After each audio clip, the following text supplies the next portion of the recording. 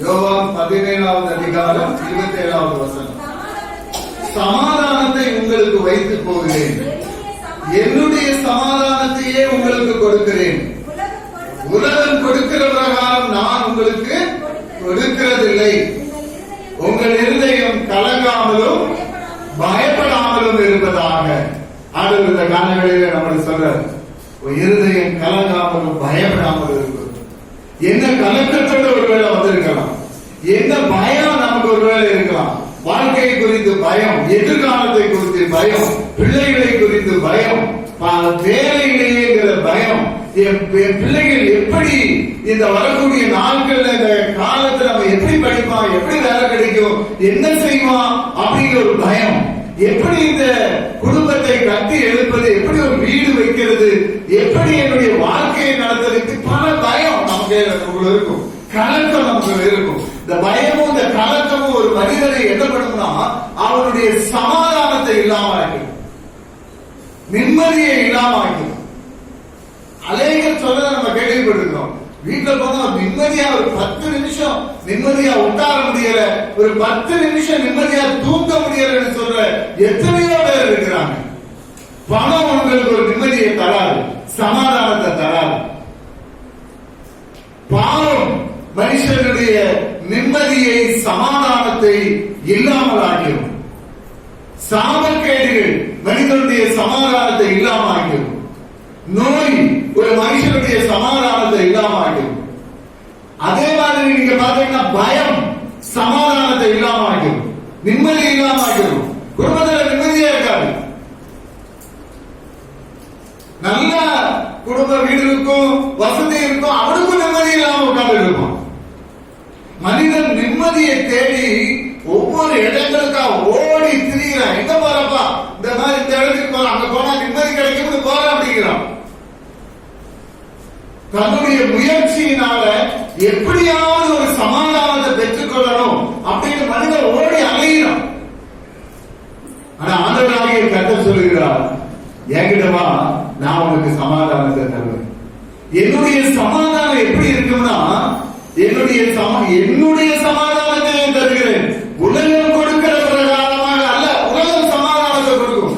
எப்படி கொடுக்கும்னா, மனுஷன் நினைப்பான், போய் நல்ல ஒரு பாட்டில் வாங்கி நல்லா தண்ணி அடிச்சா நிம்மதியா தூங்கிடலாம், சமாதானமா இருக்கும் அப்படின்னு போய் கடையில போய் என்ன பண்றான், சாராயத்தை வாங்கி குடிக்கிறான். குடிகாரனுக்கு குடிச்ச உடனே அவனுக்கு நிம்மதி மாதிரி தெரியும். ஏன் நிம்மதி மாதிரி தெரியும்னா, மயக்கத்தில் உட்கார்ந்து இருக்கிறான். இந்த குடி போதை அவனுக்கு உடனே காட்டு மறந்து போய் உட்கார்ந்து இருக்கிறான். போதை தெளிஞ்ச உடனே என்ன பண்ணுவான், திரும்பியும் போய் குடிக்கணும்னு நினைப்பான். குடியாமல் அவன் என்ன பண்ணாது, நிம்மதியை கொடுக்க முடியாது. இது பிசாசனுடைய தந்திரம். பிசாசு என்ன பண்ணுவான்னா, கண்ணி வைப்பான். எப்படி கண்ணி வைப்பான்? கண்ணினா வலை எப்படி வைக்கிறான் அவன்?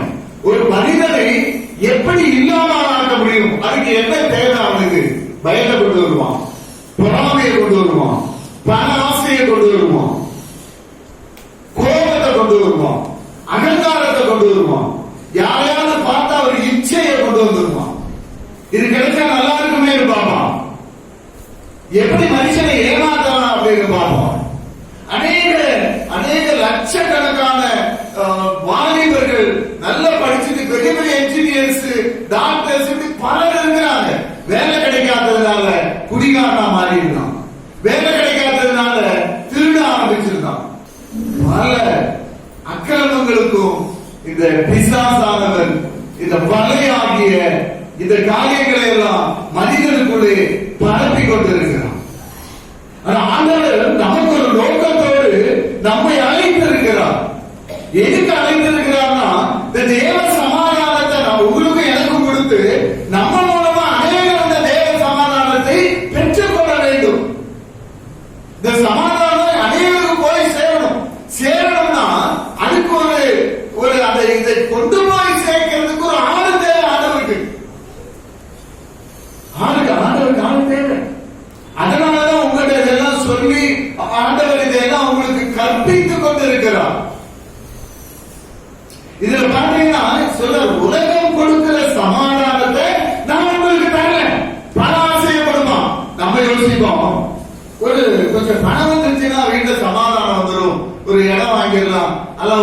வச்சிடலாம், ஒரு கார் வாங்கிடலாம், அல்லது ஏதோ ஒண்ணு பண்ணிடலாம், பண்ணி சந்தோஷமா இருந்துக்கலாம் நினைப்போம். பணம் வந்த உடனே பண ஆசை நமக்குள்ள வந்துடும். இனி எப்படி பணம் உண்டாக்கலாம்னு தான் பார்ப்போம். அதுக்காக ஓடி அலைய ஆரம்பிச்சிருவோம், வட்டிக்கு கொடுக்க ஆரம்பிச்சிருவோம். இப்படி பல வேண்டாத காரியங்களை செய்து பணத்தை இன்னும் அதிகமா சம்பாதிக்கணும் நினைப்போம். ஆனா அந்த பணம் நமக்கு என்னத்தை தராது?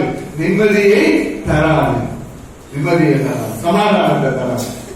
அதனாலதான் ஆண்டவர் சொல்கிறார், நான் கொடுக்கிற சமாதானம் இது மிக விலையேறப்பட்டது.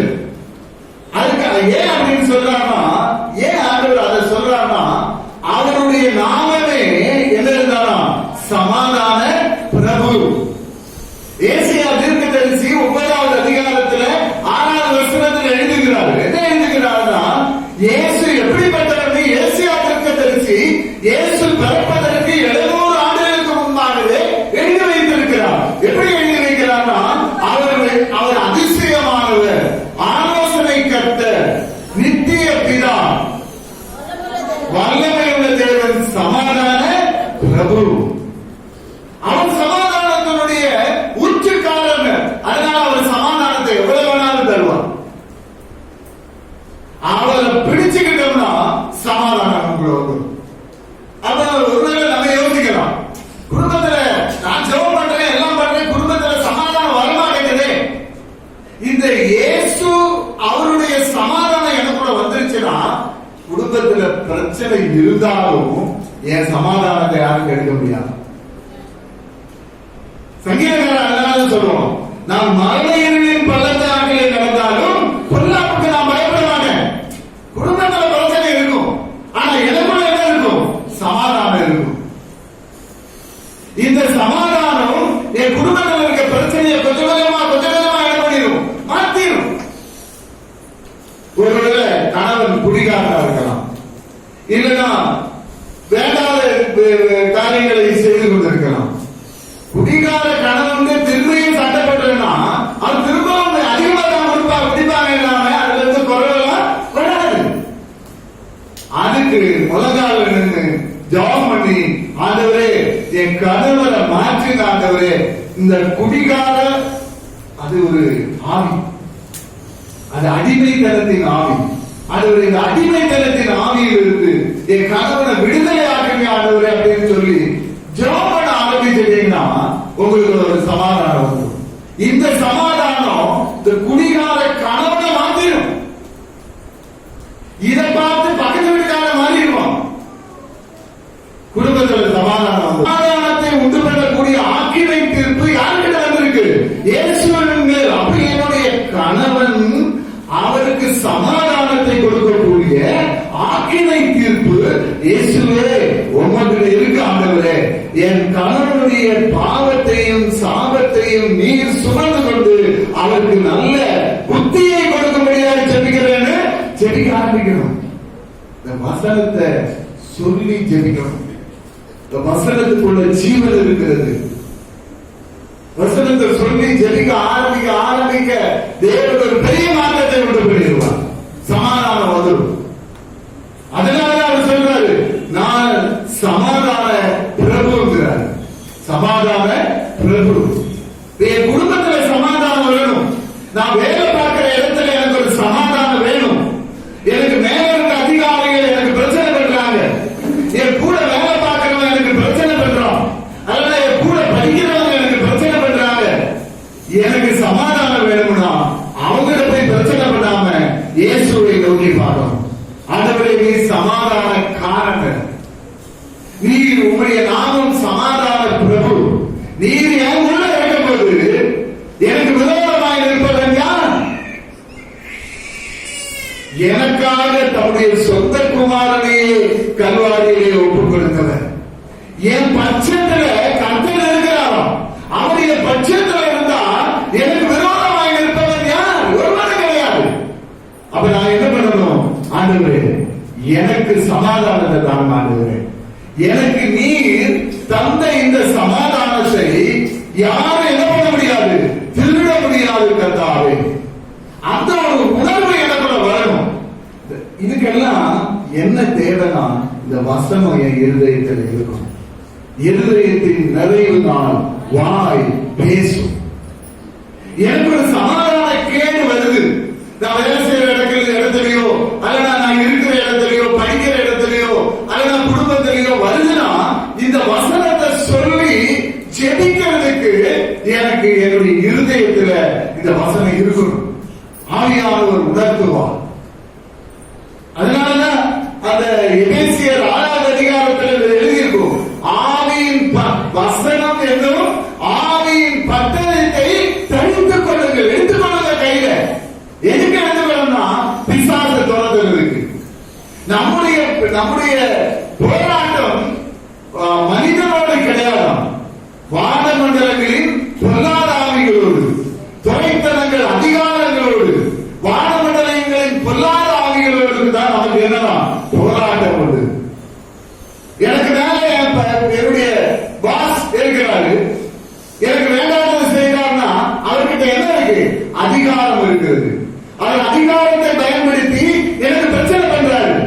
அப்ப ஆண்டவர் என்ன சொல்லியிருக்கிறாரு?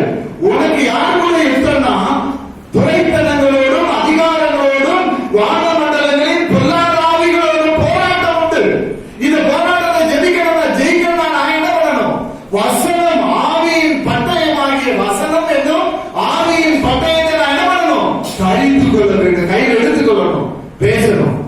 ஆண்டவரே, எனக்கு விரோதமாய் உருவாக்கப்படும் எந்த ஆயுதமும் வாய்க்காதே போகும் என்று சொல்லி இருக்கிறீர். ஆண்டவரே, உங்களுடைய வார்த்தையின்படியே எனக்கு விரோதமாய் வருகிற இந்த ஆயுதம் இயேசுவின் நாமத்தில் வாய்க்காதே போ என்று கட்டளை கொடுக்கணும். போயிடும், ஓடிடும்.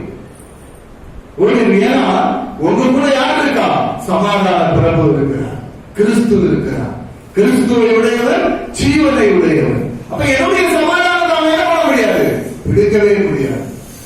பிலிப்பியர் 4வது அதிகாரத்தில் வாங்க. பிலிப்பு 4வது அதிகாரத்தில் வெரி குட். நீங்கள் ஒன்றுக்கும் கவலைப்படாமல் எல்லாவற்றையும் குறித்து உங்கள் விண்ணப்பங்களை ஸ்தோத்திரத்தோடு கூடிய ஜெபத்தினாலும் வேண்டுதலினாலும் தேவனுக்கு தெரியப்படுத்துங்கள்.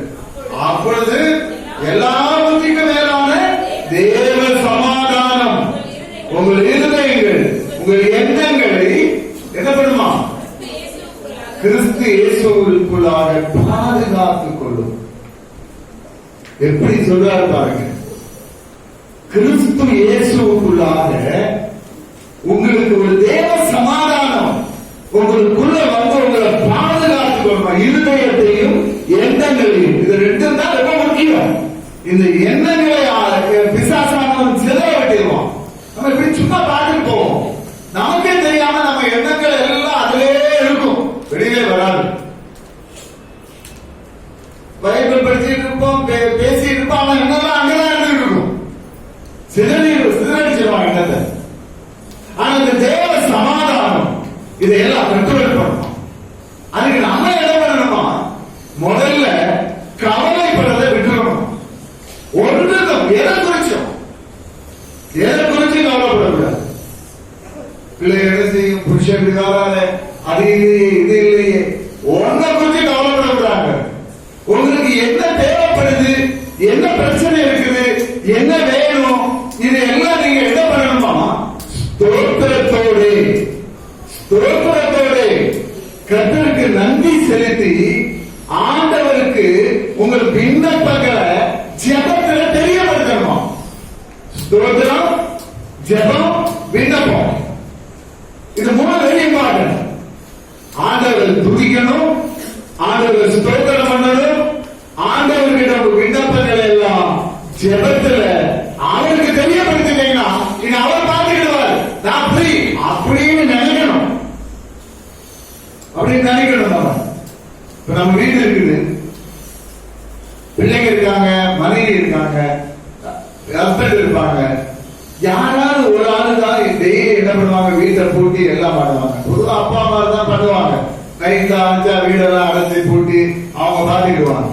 இந்த பிள்ளைகள் எல்லாம் அவங்களுக்கு டைம் ஆச்சுன்னா கரெக்டா சாப்பிட போய் படுத்து தூங்குறதுக்கு அவங்க போய் தூங்கிடுவாங்க. யாரு வீடு அடைக்கிறா, கடவுள் பூட்டாங்களா பூட்டலையான்னு அதுக்கு பாத்துக்கிட்டு இருக்கா? ஒருத்தர் கிடையாது, நம்ம பாத்துக்கிறாரு, நம்ம பாத்துக்கிடுவாங்க. இந்த பிள்ளைங்க என்ன பண்ணுவாங்க, ஃபீஸ் கட்டணுமா, இவ்வளவு கட்டணும், அம்மா அப்பான்னு சொல்லிட்டு அவங்க தான் இருப்பாங்க, அவங்க கட்டிக்கிடுவாங்க. நீங்க உங்க தகப்பன் இயேசு கிட்ட ஒரு காரியத்தை சொல்லிட்டீங்கன்னா அப்புறம் நீங்க என்ன பண்ணணும்னா, தகப்பன் அவர் பார்த்துக்கிடுவார், அவர் உதவி பண்ணுவார். யெகோவா ஈரே எல்லாம் பார்த்துக் கொள்வார். அவருடைய பர்வதத்திலே எல்லாம் பார்த்துக் கொள்ளப்படும். பையன் கேட்கலாம், அப்பா எல்லாம் இருக்குது, விறகு இருக்குது, நெருப்பு இருக்குது, ஆனா பலி செலுத்துவதற்கு ஆடு இல்லையே கேட்கலாம். தகப்ப சொல்லலாம், அதெல்லாம் தேவனுடைய பர்வதத்திலே அவர் பார்த்துக்கிறார். இதை ஆண்டவர் பார்த்துக் கொள்வார். கர்த்தரால கூடாதது ஒண்ணும் கிடையாது. எனக்கு நான் என்னன்னா, ஆண்டவர் அவருடைய பார்த்து அவர் கரெக்டா பண்ணுவார். ஏசாயா 54 பாட்டு. Okay okay. மலைகள் விலகினாலும் பர்வதங்கள் நிலை பெயர்ந்தாலும் என் கிருபை உன்னை விட்டு விலகாமலும் என் சமாதானத்தின் உடன்படிக்கை உன்னை விட்டு நிலை பெயராமல் இருக்கும் என்று உன்மேல் மனதுருகிற கர்த்தர் சொல்லுகிறார். என்ன உடன்படிக்கையா? சமாதானத்தின் உடன்படிக்கை. மலைகள் விலகினாலும் பர்வதங்கள் நிலை பெயர்ந்தாலும், ஒருவேளை பெரிய மலை மாதிரி இருக்கிற மலையெல்லாம் ஒருவேளை என்ன பண்ணிடலாம், வேலை பெயரலாம், நிலை பெயர்ந்துடலாம். காற்றடிச்சு மழை பெய்து மலைகள் எல்லாம் மாறி சமவெளியா ஒருவேளை மாறிடலாம். ஆனா நான் உண்மையில வச்சிருக்க என்னுடைய கிருபை இருக்குது, உண்மையில நான் வச்சிருக்கிற அன்பு இருக்குது, உண்மையில நான் வச்சிருக்கிற தயவு இருக்கலாம், அதனால உண்மையில நான் வச்சிருக்கிற இரக்கம் இருக்கலாம். ஒரு நாள் மாறாது. நீ என்ன தப்பு பண்ணாலும் நான் உன்னை இழப்பட மாட்டேன், மன்னிச்சிருவேன், ஆனா உன்னை நான் விட்டு விலகவே மாட்டேங்கிறார். எவ்வளவு நல்ல தேவன் பாருங்க. சொல்லிட்டு அடுத்து சொல்றாரு, என் கிருபை உனக்கு என்ன செய்துச்சு தெரியுமா?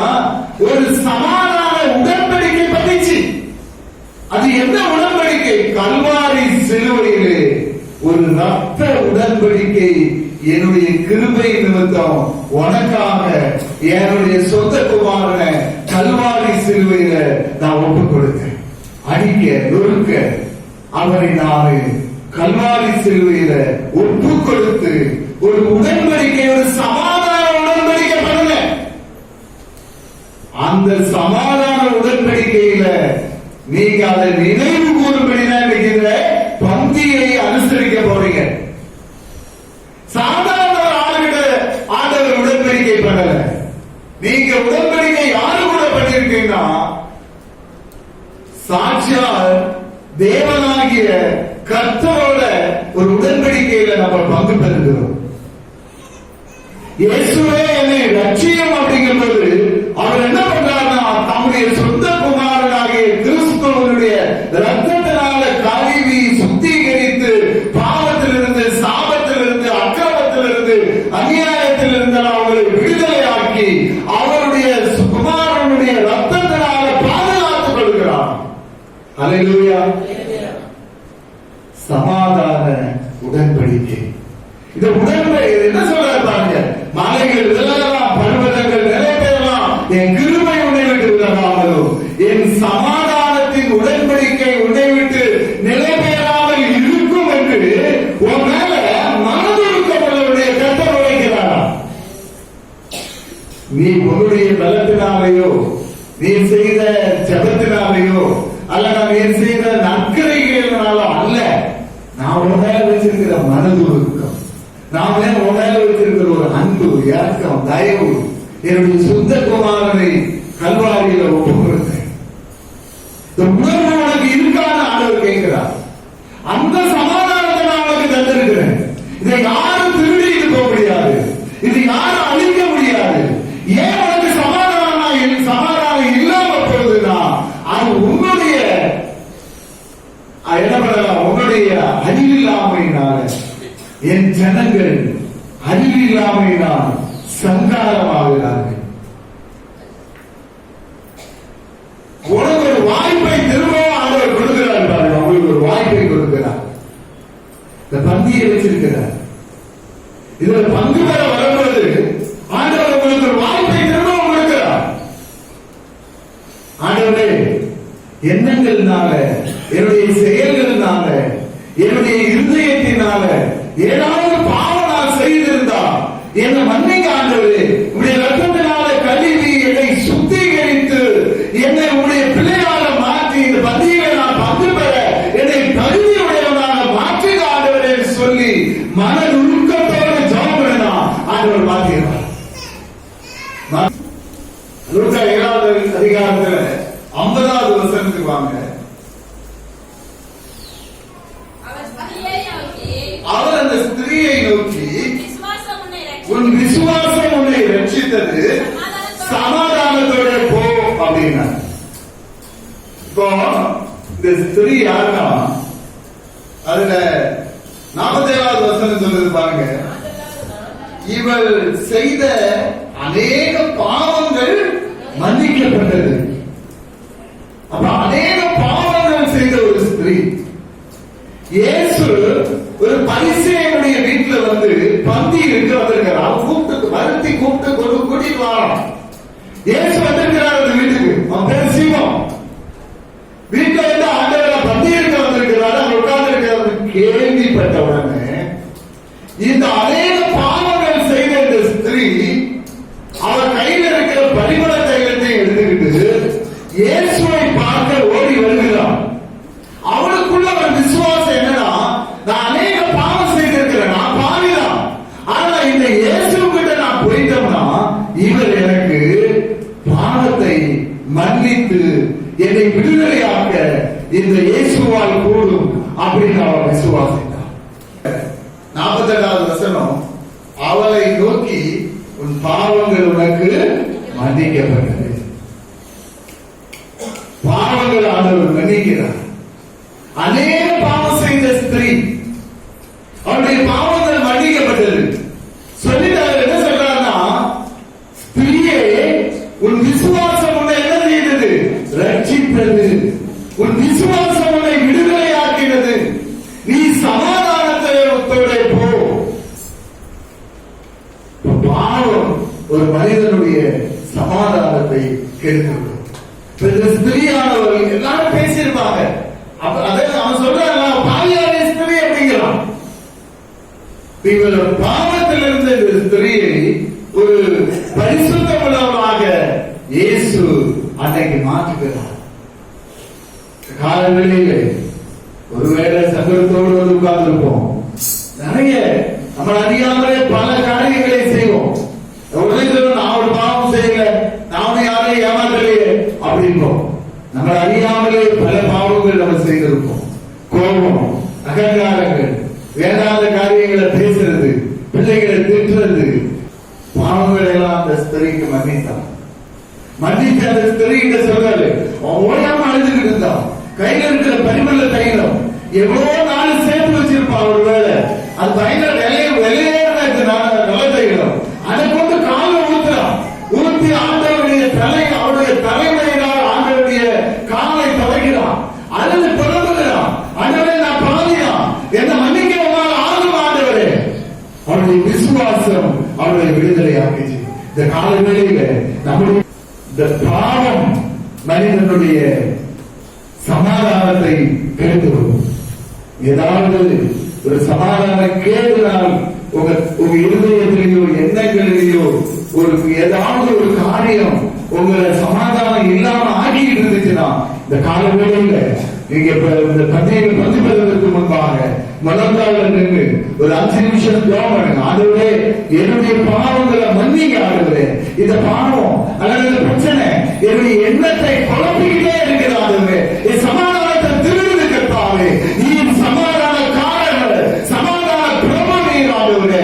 இந்த பிரச்சனையிலிருந்து என்னை உடைய கல்வாரி ரத்தத்தினால் விடுதலையாக்கும் ஆண்டவரே அப்படின்னு ஜெபம் பண்ணிட்டு இதுல பங்கு பெற்றீங்கன்னா இந்த அப்பம் அல்லடா இந்த சரீரம் உங்களுக்குள்ள போகும்போது இதெல்லாம் இந்த ரத்தமாகிய இந்த திராட்சரசம் உங்களுக்குள்ள போகும்போது உங்களை வேறு மனிதனாக அது மாற்றிவிடும்.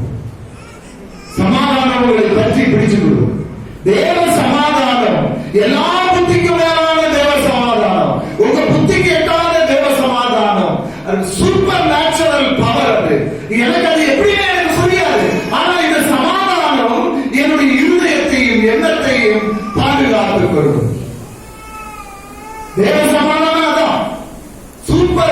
நேச்சுரலா வருகிற ஒரு பெரிய சமாதானம், என்னுடைய புத்தி கேட்டாத சமாதானம்.